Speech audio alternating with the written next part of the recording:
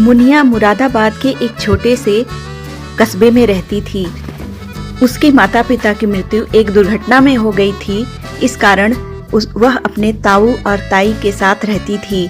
उसके ताऊ तो उसे बहुत प्यार करते थे, लेकिन उसकी ताई का स्वभाव उसके प्रति अच्छा नहीं था। वह घर के सारे काम मुनिया से कराती और कहती, अरे काम चोरनी कहीं की, काम के डर से स्कूल भाग जाती है या पूजा में बैठी हुई दिखाई देती है। तुझे कौन सा पढ़ लिख के कलेक्टर बनना है और दिन भर टेसुए क्यों बहाती रहती है भगवान के सामने बैठकर, दिन भर हमारी चुगली करती है भगवान जी से। चल घर के सारे काम निपटा जल्दी जल्दी। लेकिन उसके ताऊ जी कहते कि मुनिया के साथ किसी भी तरह का बुरा व्यवहार मत किया करो, वो हमारा खून है, मेरे भाई की बेटी है। अगर तुमने उसके साथ दुर्व्यवहार किया तो मुझसे बुरा कोई नहीं होगा। बेचारी रानी की तरह राज करती अगर उसके माँ पिताजी जिंदा होते। तब उसकी ताई नाटक करते हुए रोने धोने लगती थी। हाँ, मैं ही पराई हूँ, मैं ही बुरी हूँ, और अगर इस तरह का व्यवहार मेरे साथ करोगे ना तो मैं अपने बच्चे लेके मायके चली जाऊंगी, समझ लो। मुनिया बेचारी घर का सारा काम करती और सबकी बातें सुनती, लेकिन वह खुश रहा करती थी। वह अपनी सारी बातें गणपति से कहा करती थी और सपने में भी उसे गणपति दिखाई देते थे। वह अपनी सारी समस्याएं कह के जब रोने लगती थी तो उसे ऐसा महसूस होता था जैसे गणपति उसे समझा रहे हैं। इस कारण उसका गणपति पे अटूट विश्वास था, लेकिन उसकी ताई को यह भी पसंद नहीं आता था। वह कभी कभी उस पर बहुत चिल्लाती थी।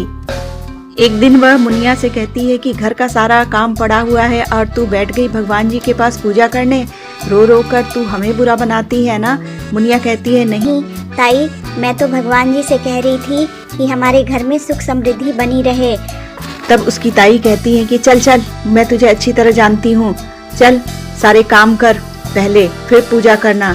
उसकी ताई सोचती है यह तो रोज रोज का नाटक है, चलो मैं इसकी मूर्ति कहीं छिपा देती हूँ। फिर वह गणपति की मूर्ति लेकर कपड़ों के बीच रख देती है। मुनिया जब पूजा करने के लिए जाती है तो वह देखती है कि मंदिर में तो गणपति की मूर्ति ही नहीं है। वह इधर उधर ढूंढती है और रोती है, लेकिन उसे कुछ समझ में नहीं आता है। वह कहती है कि आज मैं खाना नहीं खाऊंगी, और फिर वह भूखे पेट ही स्कूल चली जाती है।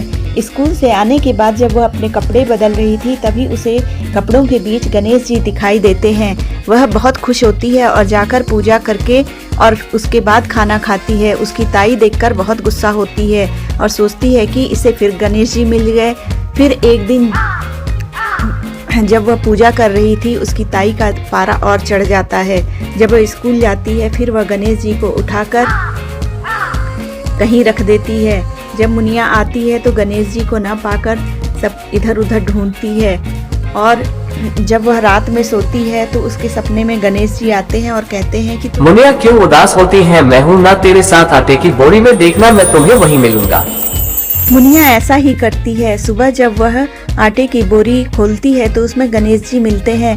वह खुशी खुशी ले जाकर गणेश जी को मंदिर में रख देती है और पूजा करने बैठ जाती है। जब उसकी ताई यह सब देखती है तो बहुत गुस्सा होती है। वह सोचती है, रुक, बहुत हो गया, इस बार कुछ ऐसा इंतजाम करूंगी ना कि इससे हमेशा के लिए छुटकारा मिल जाएगा। बड़ी आई पुजारन, बताती हूँ मैं तुझे। एक दिन गणेश जी की मूर्ति लेकर सोचती है कि मैं कुएं में जाकर फेंक दूं। जैसे ही वह कुएं के पास जाती है गणेश जी को फेंकने के लिए, उसका पैर फिसलता है और वह कुएं में गणेश जी की मूर्ति के साथ ही गिर जाती है और डूबने लगती है। उसके हाथ में गणेश जी थे। वह रो रो कर गणेश जी से कहती है कि हे गणपति बप्पा, मुझे बचा लो, मैं अब ऐसा कभी भी नहीं करूंगी, मुझे बचा लो। धीरे धीरे चमत्कार होता है। वह न जाने कैसे बाहर निकल आती है। उसके हाथ में गणेश जी थे। गणेश जी ऊपर आ जाते हैं और उनके सहारे वह भी बाहर आ जाती है। वह गणेश जी की मूर्ति ले जाकर मुनिया को देती है और उससे माफी भी मांगती है। मुनिया अपनी ताई को माफ नहीं करेगी बेटा। इस बार जब गणपति महोत्सव आएगा तो हम सब मिलकर पूजा करेंगे।